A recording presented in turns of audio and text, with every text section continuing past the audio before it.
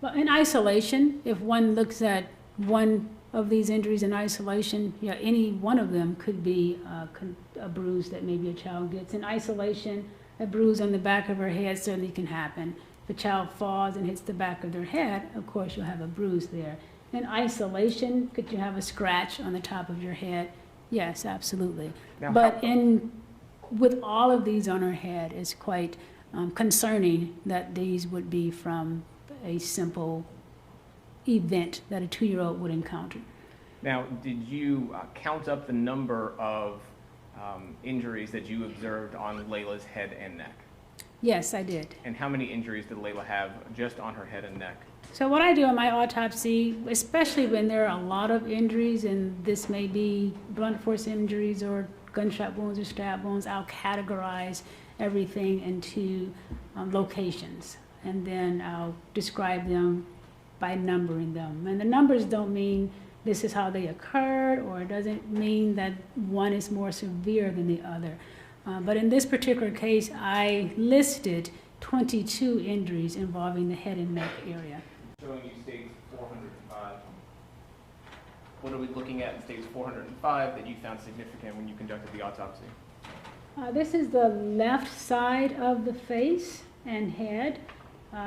So we saw this in the other picture, but we can see more its location. This is an abrasion.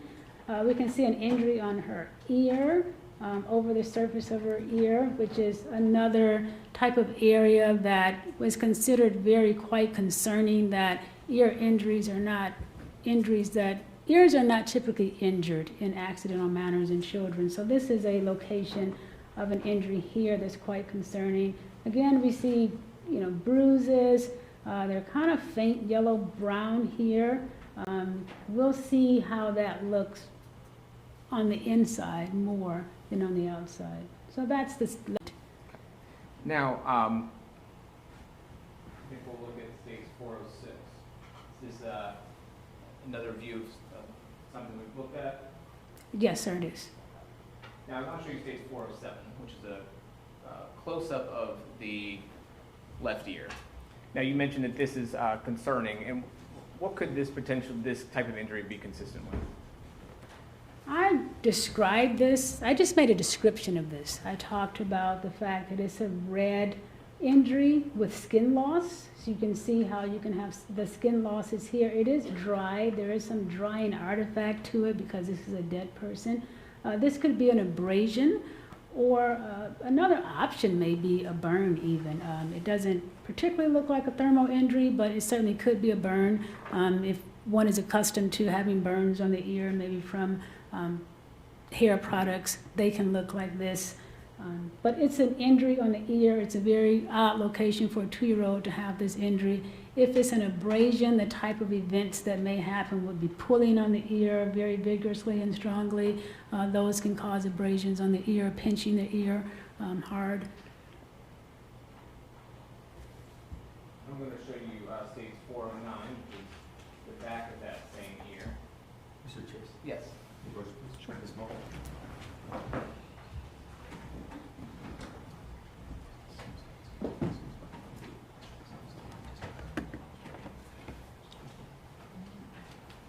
And again, yeah, you have a scenario where there is some impact to the top of your head. Yes, you could get a bruise. Would you expect to see the number of bruises and lacerations that we see from jumping on the bed and hitting your head? Abrasions. I don't see lacerations on her. She had bruises and abrasions. But in this particular case, I mean, we've seen not only this picture, but we've seen a picture of the side of her face where her scalp. There are injuries on the side of her scalp, the top, the back. These are too many injuries on her entire scalp to account for jumping in the bed and hitting the top bunk. So if I'm understanding you correctly, the bruises and I think that bruise we saw on the back of the scalp, we'll be looking at that stage 413. That's correct. In the center of the back, along the right side. Now, from looking at some of the abrasions that we've seen, can you tell anything about the age of those abrasions? And I can put up any of the pictures that you'd like. The only thing one can say about abrasions with age, they're a little bit different from bruises. When I talked about being able to get an idea of bruises and the things that we can do as pathologists to cut into a bruise or look at it under the microscope, the abrasion is really just simply a naked eye thing. And the only thing you can say about an abrasion is if it's fresh, did it just occur, or does it look like it's healing? So I mentioned abrasion like when you skin your knee, fall on something, your elbow. We can all see that when it first happens, and then as it gets older, and then that time frame can be very quick, that it starts to form a scab. So that's really the only thing you can say about an abrasion. If it's starting to form a scab, or if it looks very fresh where the skin has just been superficially removed. And some of these abrasions do have the appearance of starting to scab over. The other thing as abrasions get older, of course, everyone here kind of recognizes too how the edges start to become white as they heal more and the tissue starts to heal. Some of her has an abrasion on the back of the right ear. Now, when you conducted your report, did you make any notes about some of these abrasions and their relative stages of healing? My report, when there's obvious indication that it looks like there's a scab or the scarring, the white margins, I note that an abrasion with features of healing, and that's how I describe it in that. Okay. And did you make any descriptions for the central front scalp region? And if you need to, you can refer to your report. Yeah, I'm going to refer to my report for that. Based upon what it looks like here, I likely said that it was an abrasion with features of healing.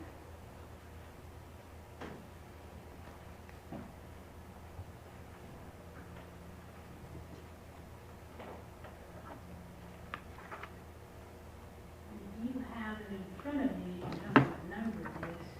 It's number 1. Yes, my description of that is that there were abrasions with features of early healing. And then in describing injuries, we also talk about a size. So I've measured it, I've given it size, its color, and indicated that there were features of healing. And what about number 4 for the right frontal scalp region? Did you make any findings as far as that?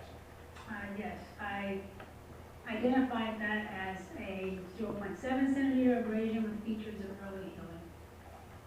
I'll take this one back from you. And you say again, features of early healing. What are we talking about?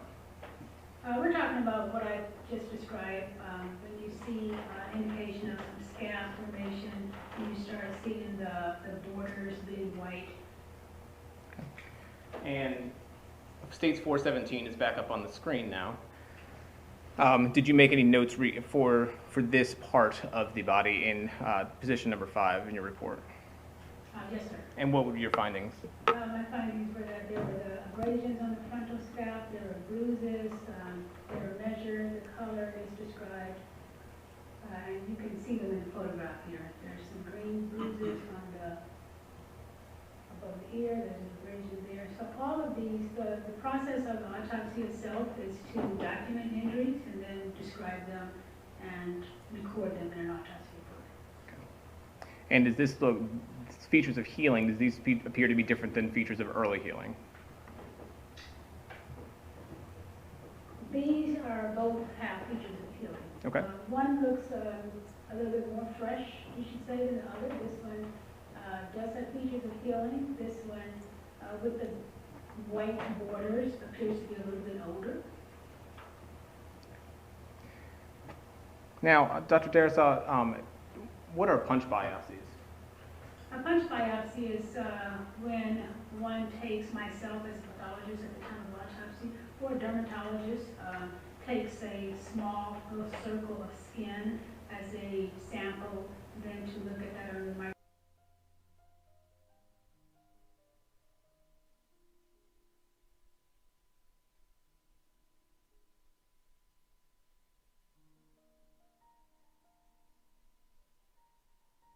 How many punch biopsies did you take?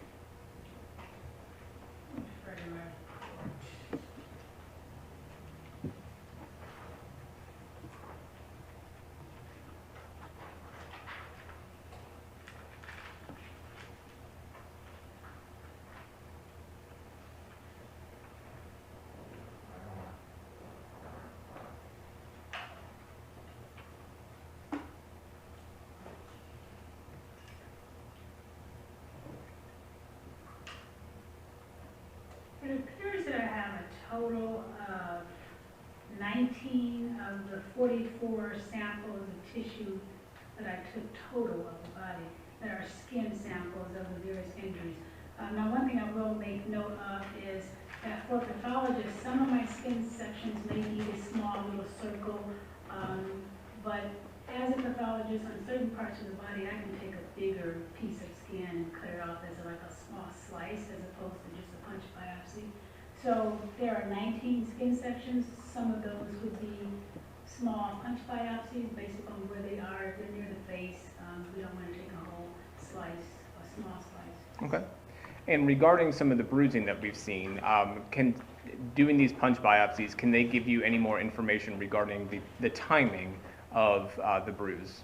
Yes, that's the purpose of us taking samples of the skin when we see injuries on the skin in autopsy, is to look at them under the microscope and see what the body is doing to react to that. We talked about how the body will try to heal itself in that healing process.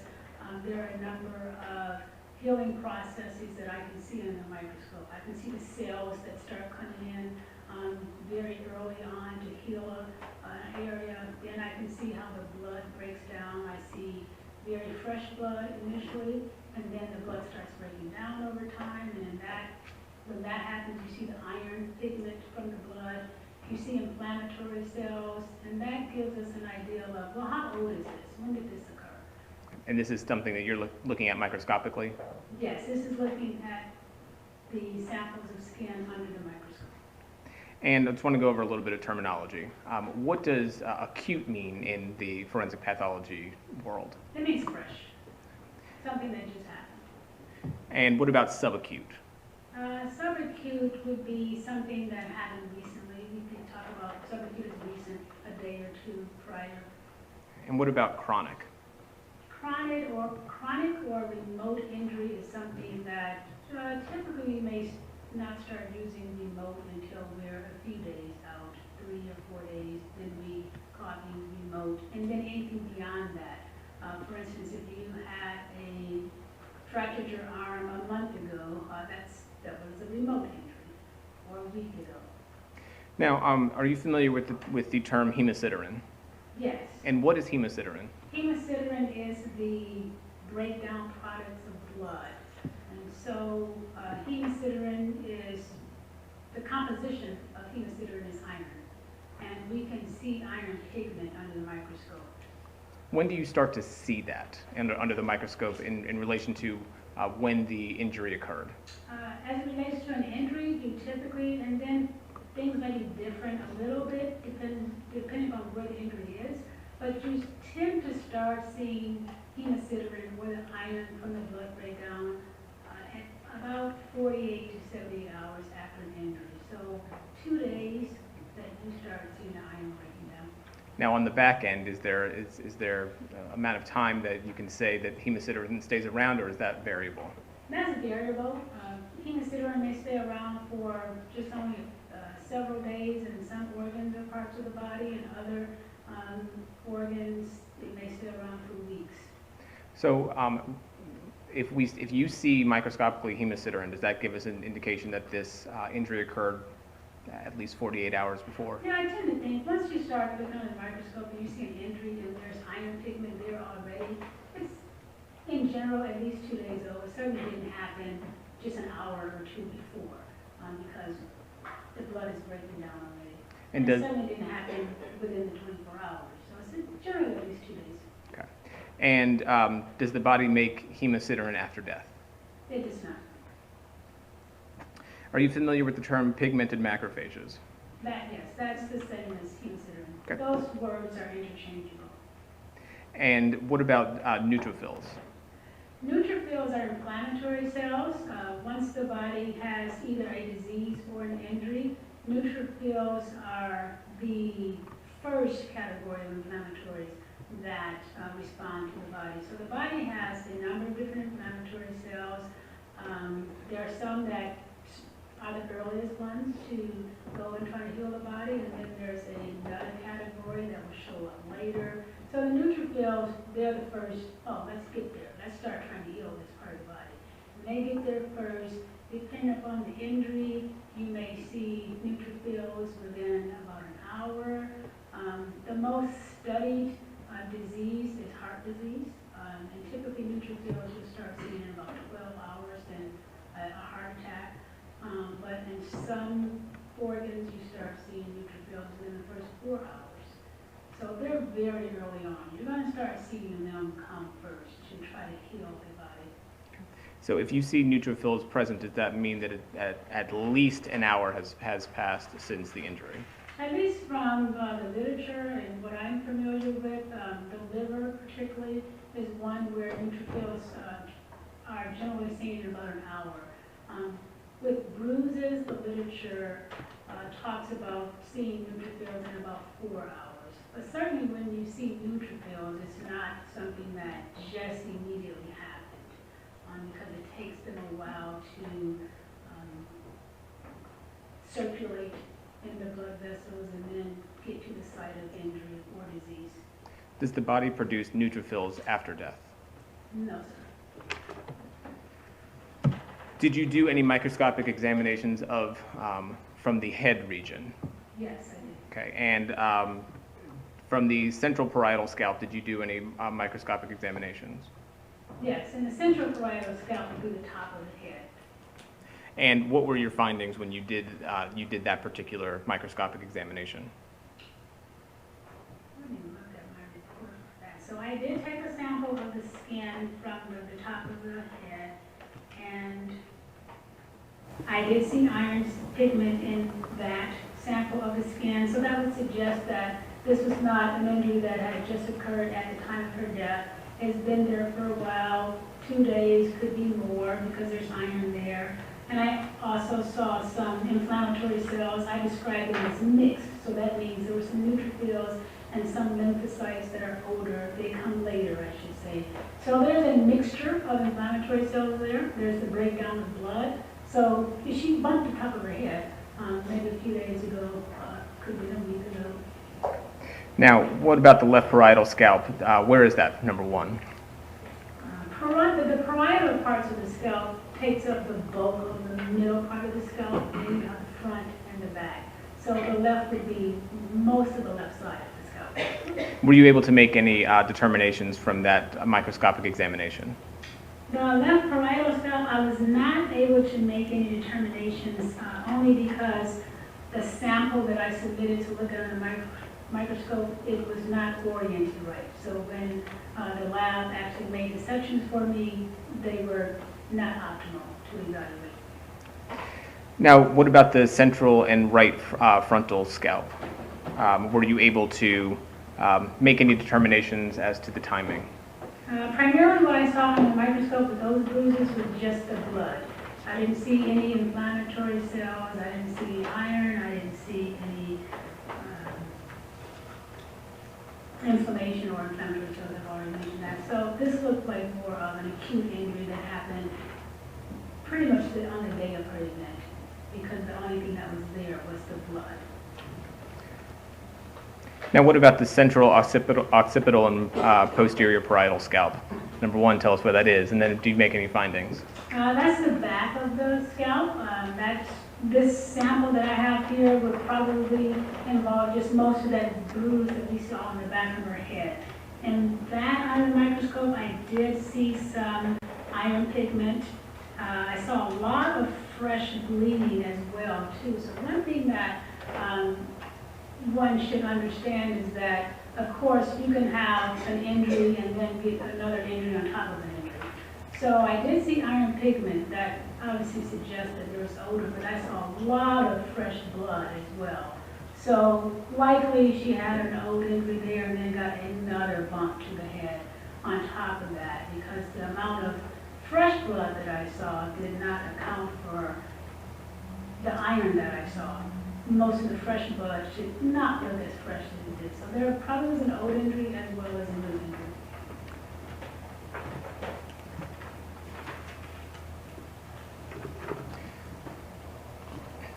What about the chin? Did you make any findings as far as the chin? And I'll show you State's Exhibit 420.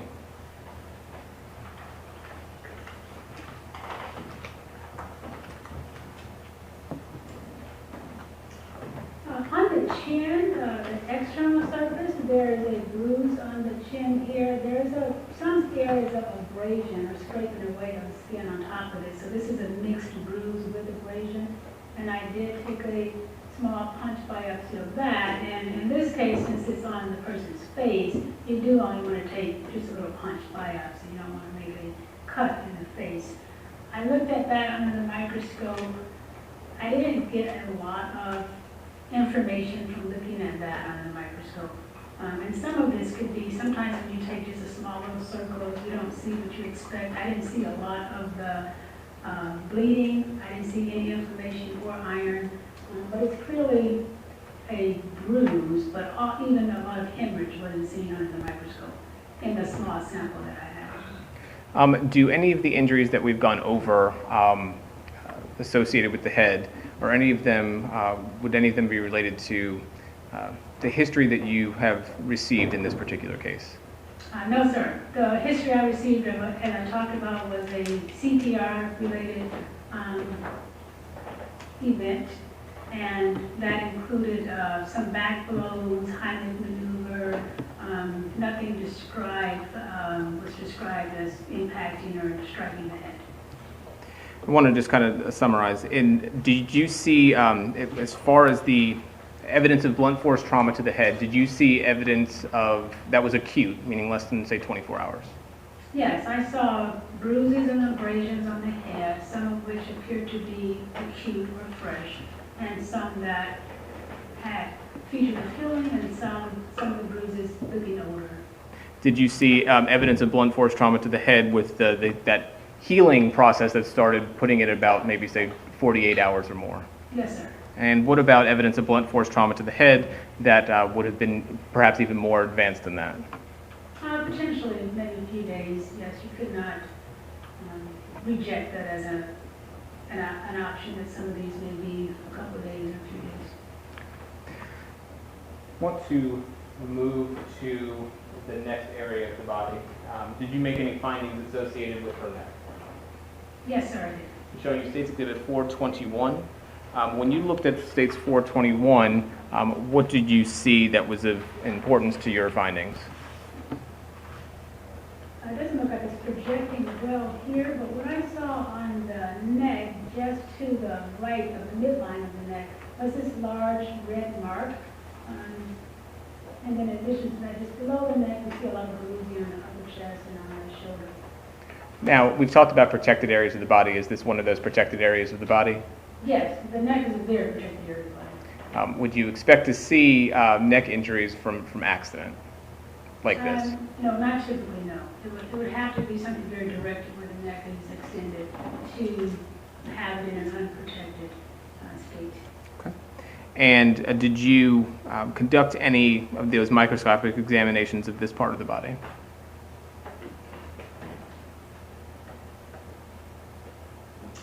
Yes, I did. And what part was that? I had a sample of the tissue from the front part of the neck, likely this red area. And what were your findings? Under the microscope didn't reveal any very significant findings. Not a lot of bleeding or inflammation or iron pigment. Would this be, would you consider this an acute injury?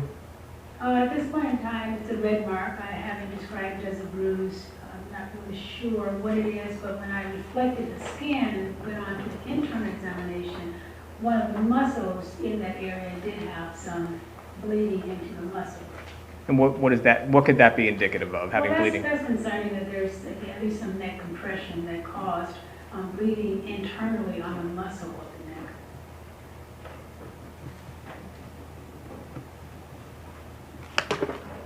Now, did you also examine further down on the body, the torso? Yes, sir. Well, before we go there, if I could show you States 422. What did you see in States 422 that was of interest in your autopsy? This is a photograph of the left side of the body. There are a number of bruises along the top part of the shoulder and the front part of the shoulder on into the upper chest. And as far as the shoulder is concerned, is that a place that you normally see bruising from accident? No, sir. How How about states 423? This is also the left side of her body. Of course, I have her arm being held up, so we're looking at really the side, just beneath the armpit, and there's a bruise just below the armpit. Yeah. And would this part of the body be considered the torso? Yes, sir.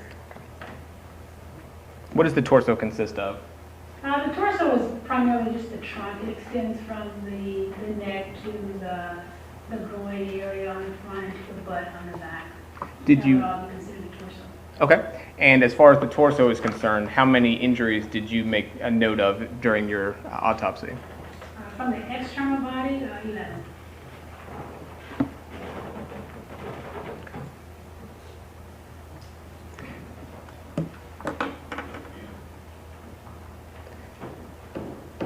Let's stay up here with the chest area. Did you do a microscopic examination of the chest area? Yes, sir. And what were your findings from your microscopic examination?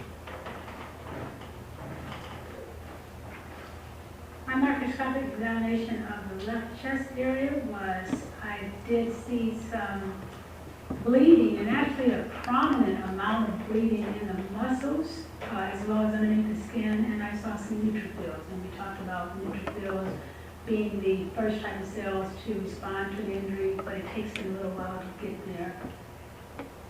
And I did not see any iron pigment suggesting it was older. So the injuries, what I sampled on the chest looked to be relatively fresh, but then having maybe a few hours of aging to it.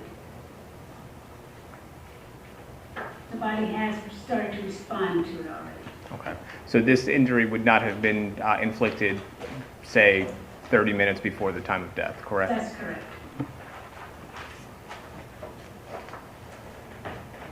Let's see. I'm going to show you states 424.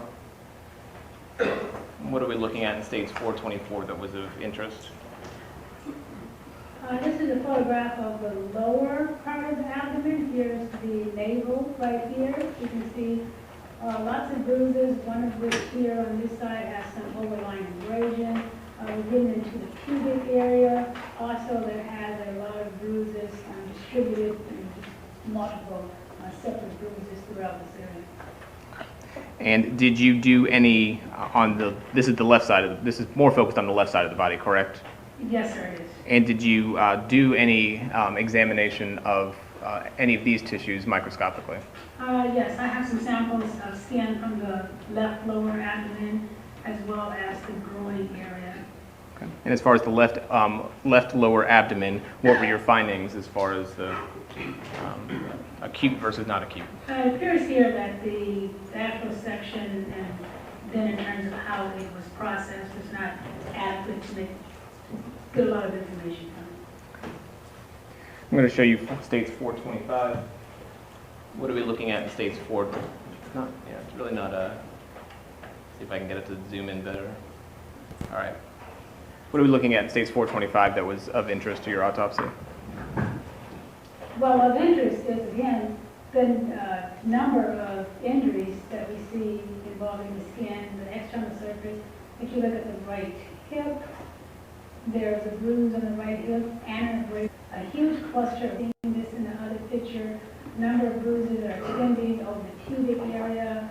There's a bruise over the labia right here. So all this area has bruises that I then described and documented and provided a number to identify them.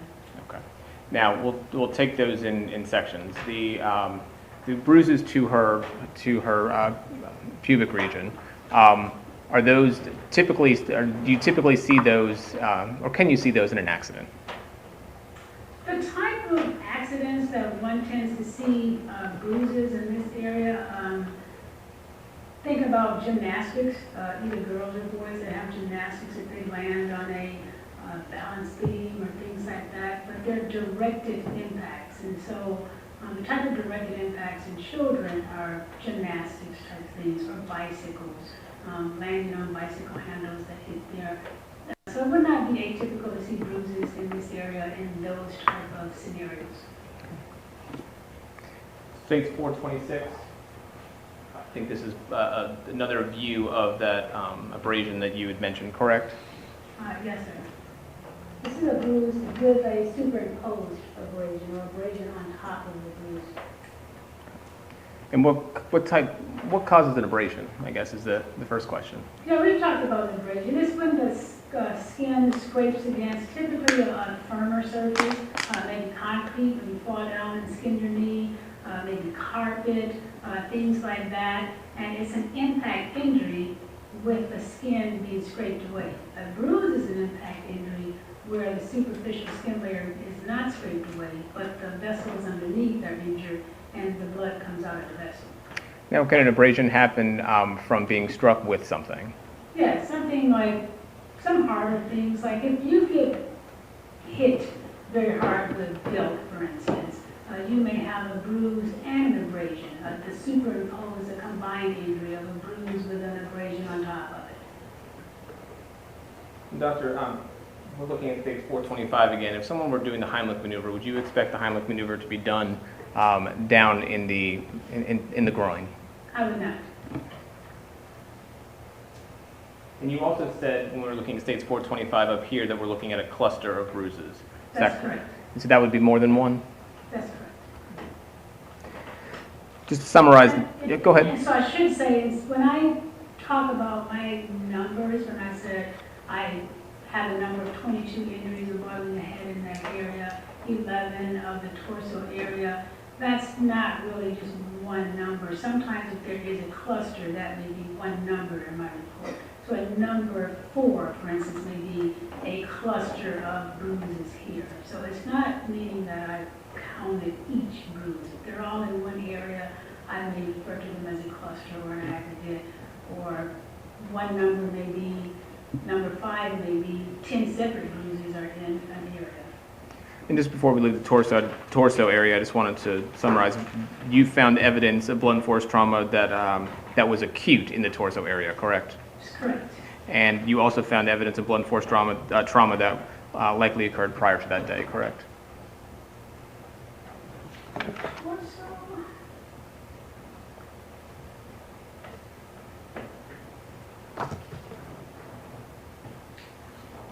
No, I did not confirm injuries that occurred prior to that day in the torso. And that meaning that at least of the skin samples that I decided to select to look at under the microscope, I didn't have any that actually had iron pigment in it. I did have some that had neutrophils, which are pretty early responders that Okay. would be in the course of that day. Okay. And pretty early on, prior to her death. All right. The pubic area, did you do any microscopic examinations of the pubic area? Yes, sir, I did. And what were your findings? My findings in the pubic area was that I did see a lot of bleeding into the soft tissues. That means that, yes, of course, it's a bruise. So the microscopics confirmed that, yes, this is a bruise, there's a lot of bleeding there. I saw the bleeding extending very significantly into the deeper tissues and not just the superficial layers. That typically indicates a more significant amount of force applied to that bruise. And then I did see some inflammatory cells that were lymphocytes. And lymphocytes are inflammatory cells that show up after neutrophils. So they come later. So there's a little bit of age here. I don't see any hemosiderin there, so it probably is a day, not at least 2 days old. So just so some of it appeared to be acute, meaning that day, and some perhaps a day or two older. Yes, so I should correct that, yes. Not more than 2 days old. Okay. But the injuries that you saw in that region, there's evidence that they occurred at different times, correct? That's correct. I want to talk about the back area. Obviously, I think you've talked about this already, that you examined the back as well, correct? Yes, sir. All right. And did you note anything specifically about the upper back and any findings that you had? And I think that's at number 8 in your report.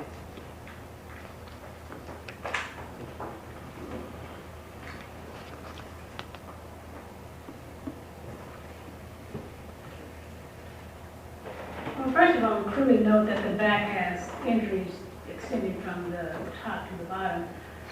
Again, this is one of the instances where all of these injuries on the back, I have in my report as one number. I have number 8, and I talk about all of this in one number. That even for us looking at just the naked eye, we see that these bruises some appear to be older than others. Some of them are quite red, and in the upper back, they're more yellow-brown. We can kind of be pretty confident, even without talking about looking at things under the microscope, that they have been sustained at different times, because it's all one area on this body on one person.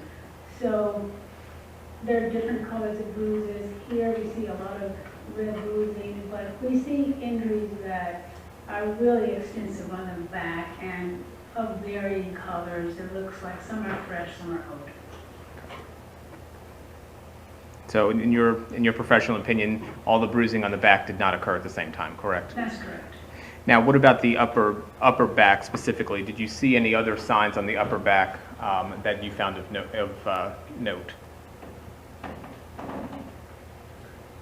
Some of the injuries and bruises on the back had abrasion as well, so they were combined injuries of bruises and abrasion.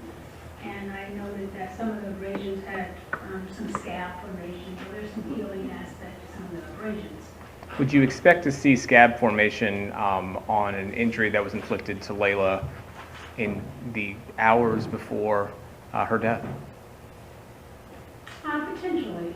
Abrasions are kind of interesting. You can start seeing scabs pretty early on in abrasions. It's not the most usual thing, but you can't discount having a scab starting to form very early. Usually the scabs form probably a lot later than immediately, however.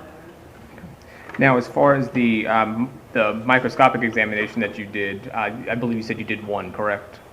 Yeah, the back was so injured, and it's quite apparent that these are various stages of healing. And with respect to all of the findings in the autopsy, particularly the significant internal findings, I took one sample of the back. Okay. And what did you find in that sample? In that particular sample, and my autopsy report doesn't actually identify, well, what part of the back did I take, so I don't know that. But likely what I do in cases like this is just try to get one of the injuries that looks more fresh, because those are the typical questions that arise, of the fresh injuries. And with the back section, I found just the bleeding, which is a fresh bruise, and I didn't see any inflammation or iron, which is a breakdown product of blood. And as we look at this photograph, what section of the back would be the fresher area? Well, the section of the back that would, just with the naked eye, would be the fresher area are those that look much redder, because there's a lot of fresh blood there. The brown colors and the yellow colors are older, and I previously talked about how everyone in this courtroom has probably had bruises before, and we kind of know the progression of color changes and bruises.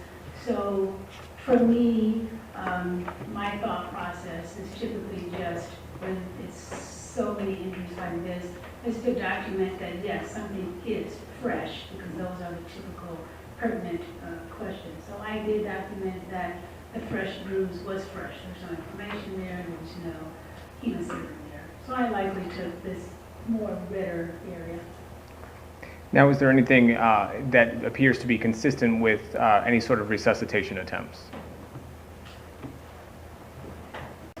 In the history provided, there's a history of giving back blows in a resuscitation event. Most back blows with resuscitation, obviously the expectation is that they're on the upper back. What we're seeing on the upper back, though, actually is more of the yellow-brown color. This looks like more older or aging bruises here. Most of all, the fresh appearing colors are lower. But if there are back blows that low, could they cause bruises like that? Yes, they can, but the other problem I have just in that story is that there's an extensive amount of bruises on the lower back. With a back blow, with CPR events, would you have this degree of bruising being that visible? Then that's kind of something that would have to be more thoroughly and objectively looked upon as to the validity of that story. Okay. Now, what about the buttocks? Did you examine the buttocks region? Yes, I did. And I'm showing you what's states 30. What did you note when you did the examination of the buttocks, both externally and internally? Externally, on the buttock area, you can see lots of separate circular bruises, pointed out here. One thing I mentioned is that sometimes the outside of the body may not really let you see everything that we can see when we reflect the skin. So I note all these on the external surface of the body, but then I also made cuts through the entire butt area and reflected the skin there. And I saw a lot more bleeding into the skin of the butt than I could see just on the surface. And what kind of force does it take to cause that kind of bleeding that you saw? Well, it certainly takes a great deal of impact to the butt to get it bruised. The butt is typically the area where, if one believes in corporal punishment, it's where kids may get spanked on the butt very frequently. And very often when you spank kids on the butt, it usually doesn't leave a bruise. You may even hit very hard and still don't have a bruise. So the butt is typically very meaty. It has a lot of muscle there, the gluteus muscle. And so it requires some bit of force to hit a butt and actually cause a visible bruise.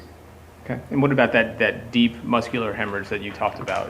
Was that significant to you as well? Yeah, again, that kind of reflects when I talk about bruises and their size and their extent. The greater force, you tend to see more greater outside appearance, and particularly on the inside, when you have all the bleeding into the muscles, into the deep butt muscle, that is significant to me as causing or having more force applied. So did you do a microscopic examination of the buttocks region? Yes, I did. And what were your findings? And my findings there was significant bleeding into the superficial skin surface under the skin, as well as all of the muscles and blood intersecting within the muscle fibers of the butt muscle. Did you note anything else microscopically that was of interest?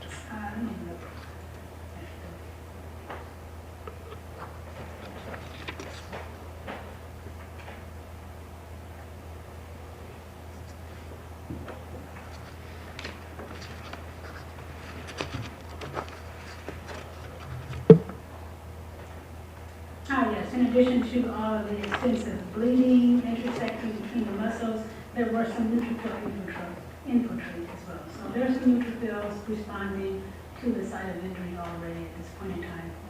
So does that let us know that this is at least a few hours old? Yes, sir. Is that consistent with an injury being inflicted minutes before death? No, sir.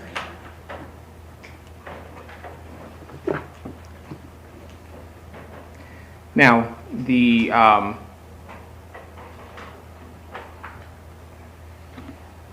extremities. Did you examine any of the extremities? Yes, the extremities being arms and legs, yes, I examined both arms and legs. Okay. And on the right arm, how many injuries did you note?